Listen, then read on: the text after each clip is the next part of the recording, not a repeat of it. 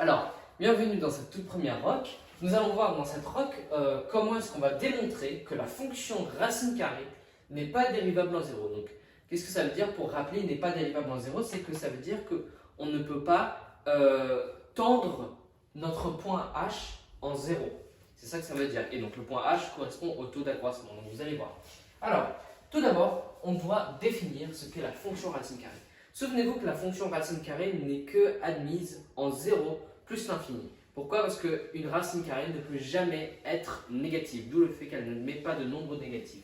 Donc, déjà, je définis ma racine carrée, donc la fonction racine carrée. Donc, la fonction qui à x associe racine de x, donc la fonction racine carrée, est définie en 0, mais n'est pas dérivable en 0. Et là, on va expliquer pourquoi elle n'est pas dérivable en 0. Donc là, on explique juste que oui, elle n'est pas dérivable en 0. On définit d'abord la fonction. Donc la fonction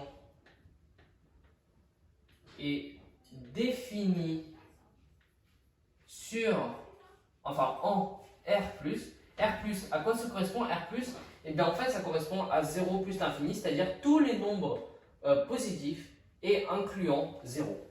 R+, donc je vous l'avais expliqué pourquoi est-ce que c'est R+, parce qu'on ne peut pas avoir de nombre négatif, donc la fonction est définie en R+, avec aussi h étant strictement positif, ne peut pas être égal à 0, parce que vous souvenez-vous, la fonction, la formule du taux d'accroissement n'admet pas h en 0.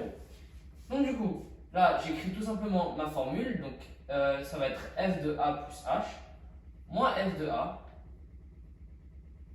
divisé par h. Et souvenez-vous que a, dans ce cas-là, ça va être égal à 0 parce que je vais essayer de le faire tendre vers 0, l'abscisse 0. Donc f de 0 plus h moins f de 0. Vous n'êtes pas obligé d'écrire autant d'étapes et moi je fais bien en sorte de détailler pour vous montrer le raisonnement parce que je sais qu'il y en a qui ne comprennent pas forcément tout.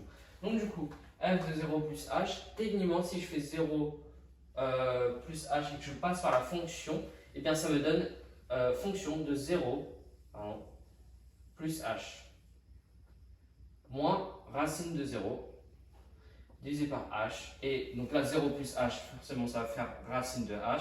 Moins 0, ça fait juste 0, donc je ne l'écris pas. Et h.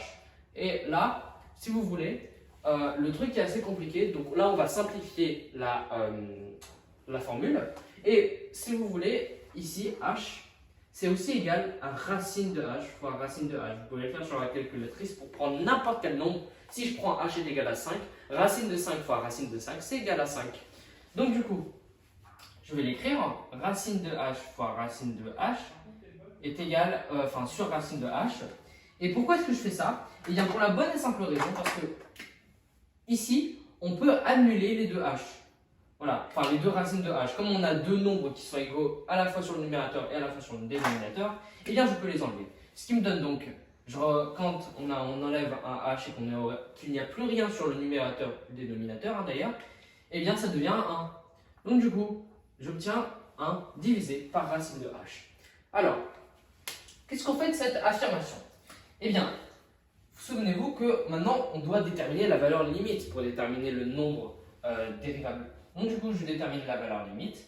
Lim de quand h tend vers 0 de t de h est égal à plus l'infini. Ou alors, si j'aurais pu écrire aussi lim de tout ceci. Mais le truc le plus important, c'est pourquoi est-ce que c'est égal à plus l'infini? Eh bien en fait, imaginez-vous que vous preniez un nombre, n'importe quel nombre, qui n'est pas une racine évidente. Genre, par exemple, je vais prendre 3. Si je mets 3, racine de 3 dans ma calculatrice, vous aurez un nombre qui est infini, qui n'est pas déjà fini. Mais en plus de ça, eh bien, si vous prenez votre nombre qui est déjà infini et que vous le divisez encore par 1, ou donc que vous prenez 1 et que vous le divisez par ce nombre-là, eh bien vous obtiendrez encore plus un nombre infini. Essayez sur la calculatrice, vous verrez que c'est le cas. C'est pour ça que du coup, quand je tends mon 0 vers h, donc ici, voilà, eh bien, lim de t de h est égal à plus infini. Donc la